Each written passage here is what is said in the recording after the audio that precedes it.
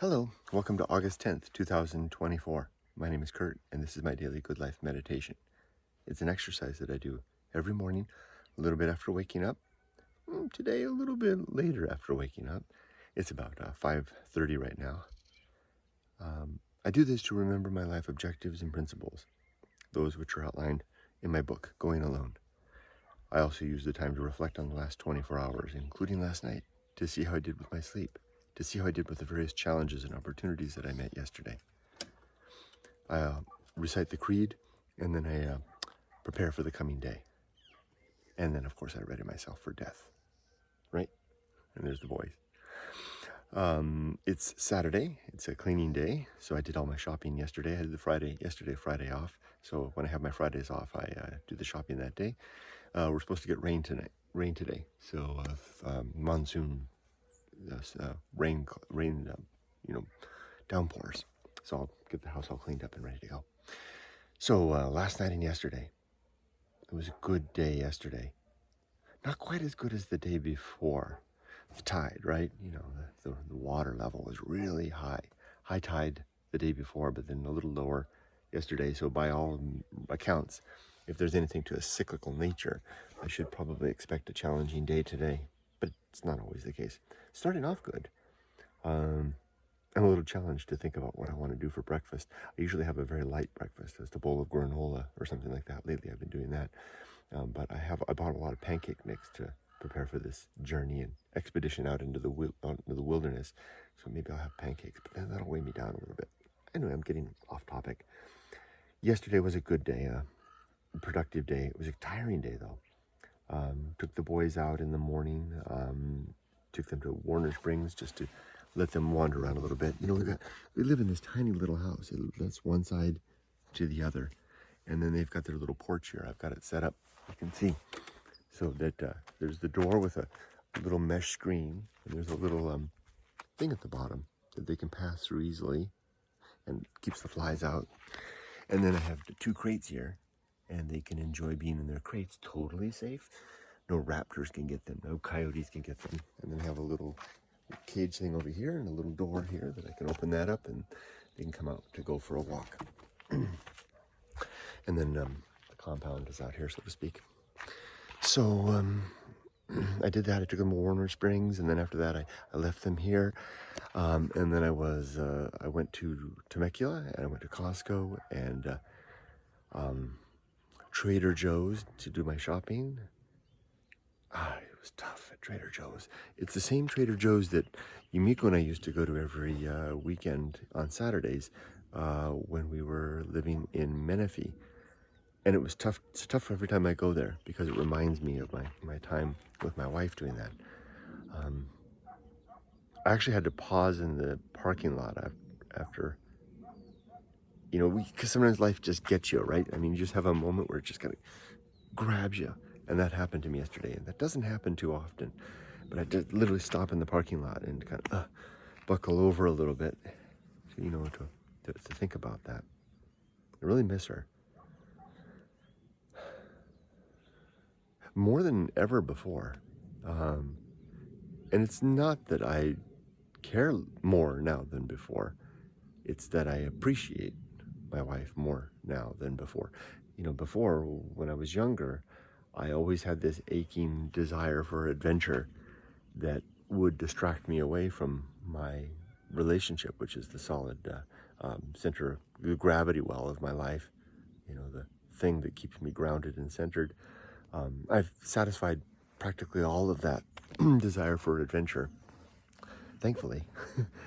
And I now realize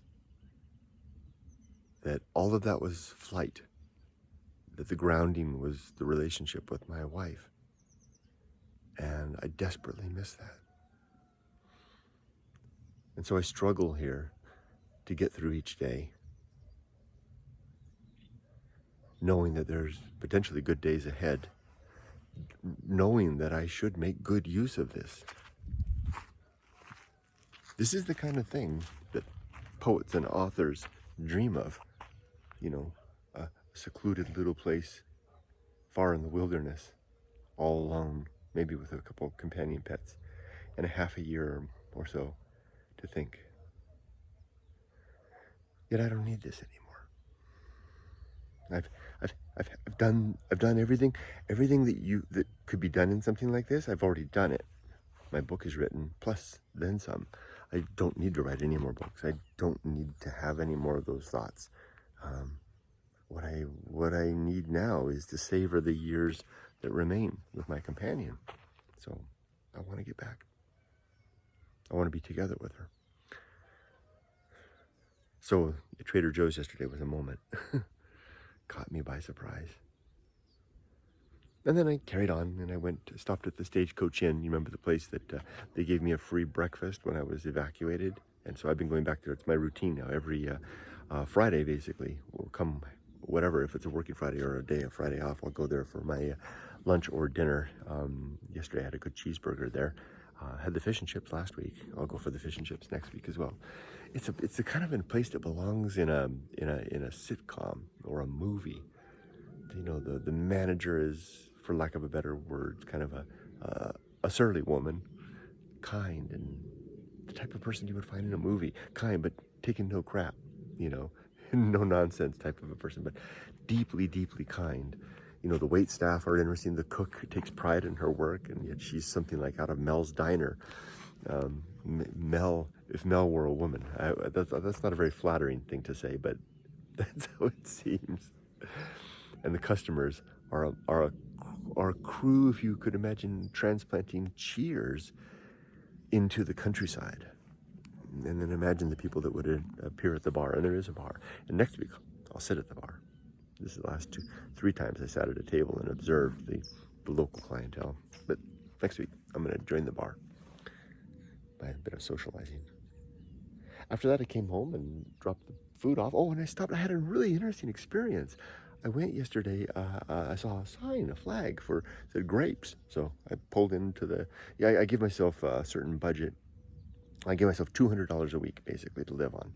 So at the start of every weekend, I go to the bank and I pull out $200 cash, and I use that money to buy my groceries. And it's usually just enough. Probably in the weeks ahead, I probably won't even need that. I can probably get by with a lot less than that. But I needed to stock up on all the staples. I'm eating very well. Not as well as when I'm with my wife, but very well. I have lots of good, healthy food that I eat. And I feel good as a result of it. That's why I'm hesitant to eat the pancakes, because the pancake mix was bought before I decided to eat well. Anyway, I saw the grape sign and I pulled in and I had $20 left from my $200 after the meal that I had at the Stagecoach. And I pulled in and there was a Korean woman. And there it goes. Can you hear the plane? Like 7, 8, 10 times a day. There it is. You can see it up there. There's a jet that passes by it there. Hear it? And it's like it changes. It's like a little Learjet, and it's moving at a high speed, and it's always going from there to there. Anyway, I pulled in, and it was a Korean woman. She has this, I don't know her whole story, but she has this gigantic grape vineyard, and it's not for wine, it's for eating. And they are the style of grapes. She had 3 types of grapes. They are the 3 types of grapes that you get in Japan at the most expensive stalls. You know, like the what are they, I don't know what they're called, but you would pay a lot of money for those grapes in Japan. And we had the nicest conversation. I'm watching a Korean drama right now, and I showed her the drama, and she was pointing out the actors and telling me about it. She's my age. She's really nice, and her husband is there, and he was out tending the grapes, and I don't know what their story is, how they wound up, this Korean couple wound up in America owning a grape thing. And I was telling her about how those grapes, I'd seen those grapes in Japan. She said, yes, they're the same, but they were like next to nothing, like $4 or $5 for a bunch. But these would be like, $30, $40, $50, $100 in Japan. So she gave them to me. I wanted to buy them. She says, here, take this stuff. And so I bought a watermelon and I dropped off. The landlord lives on the other side of the property. So I dropped at the landlord's and gave them the watermelon. They've got a small son, and they invited me to join them in a water balloon fight. So we had a water balloon fight, and then I came back over here. I brought the grapes, and I'm going to be going to the grape place. I'm going to finish off my Friday journey every week by stopping at the grape place and learn a little more about her story, how she and her husband wound up in America owning these grape things. And I've got more grapes in the refrigerator. You'd be amazed. They are. Well, let me just show you. part in the house. I haven't cleaned it yet. Today's cleaning day. But when you see these grapes, you'll recognize them if you're familiar with the grapes in Japan. So pardon the mess. Here's my refrigerator.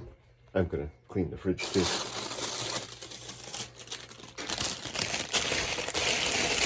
Whoops. Got them all over. See? Those are those little ones, right? That you pick one after another and pop in your mouth. Now in Asia they don't typically eat the skin of the grape. They just peel it off and eat the insides. And she confirmed, yeah, that's how it's done. And I said, it must be something to watch all the Americans eating the grape skin and all. And she said, yeah, it is something. Anyway, so I came home and did all that. Then after that, I took the boys on a long drive to Julian, a little mining community famous for their apple pies. And we go there probably 3 times a week because I like to give them a chance to socialize. This little world here isn't enough. I take them. They don't like to walk the property. They're not outdoorsy types of dogs. They like to walk in an urban setting. So we did that. Came home, watched my Korean drama, and called it a day. Nothing. There were a couple of things that I caught myself with, but I can't remember what they are. There were a couple of moments saying, apply the principles, and it worked, but I don't remember what they are. Sorry. Okay, let's do the creed real quick. My 8 objectives are to be always ready to die, to make good and effective use of time, to develop and maintain good and sound life principles, to cultivate good emotional reactions, to perform good actions, to recognize true limits and true opportunities, to do just one thing at a time, and do that thing slowly and deliberately and carefully, and to keep my balance. I can't remember the principles. I'm a long ways off from getting a list that I can do that, so I'll skip that for now. As for today, I'm gonna get back there.